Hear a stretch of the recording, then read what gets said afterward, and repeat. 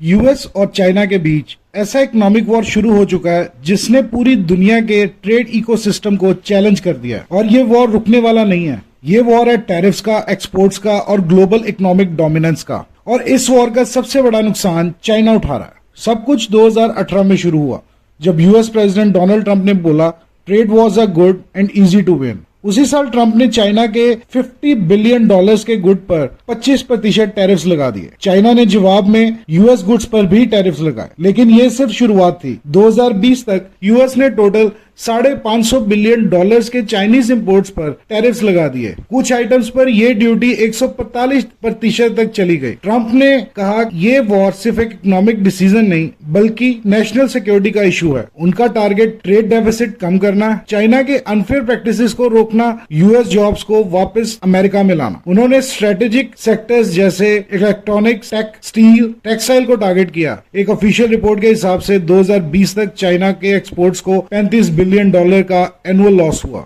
2018 में चाइना की जीडीपी का ग्रोथ रेट 6.6% था। 2019 में 6% से नीचे गया। 2025 का अनुमान 4% और 2026 में सिर्फ 3.5% का अनुमान ग्रोथ रेट के लिए दिया गया। ये स्लो डाउन सिर्फ टेम्परेरी नहीं, स्ट्रक्चरल डैमेज था। हाई टैरिफ्स की वजह से चाइनीज फैक्ट्रीज में ऑर्डर कैंसिल होने लगे। 30% फैक्ट्रीज ने अपनी जॉब से अपने एम्प्लॉयज को निकालना शुरू किया। फॉरेन कंपनीज जैसे एप्पल ने अपनी सप्लाई चेन वियतनाम और इंडिया शिफ्ट करना शुरू कर दिया। शेंजन और ग्वांगजू जैसे industrial hubs almost shutdown mode में आ गए। चाइना ज्यादा नुकसान उठा रहा है। एफडीआई चाइना से बाहर जाने शुरू हो चुका है। चाइना ने सेल्फ रिलायंस पॉलिसी शुरू तो की है, लेकिन ट्रस्ट डेफिसिट बहुत ज्यादा बढ़ चुका है। ये सारी चीजें लॉन्ग टर्म फॉल आउट की तरफ इशारा दे रही हैं। ये कोई आम वॉर नहीं है, ये एक इकोनॉमिक बैटलफील्ड है जहां वेपन्स नहीं, टैरिफ्स, सैंक्शंस और ट्रेड बैन से दूसरी कंट्री को डिस्ट्रॉय किया जाता है। और इस गेम में फिलहाल चाइना हार रहा है, लेकिन ये वॉर अभी खत्म नहीं हुआ। आगे क्या होगा, चाइना का कमबैक या अमेरिका की और जीत, वक्त ही बताएगा।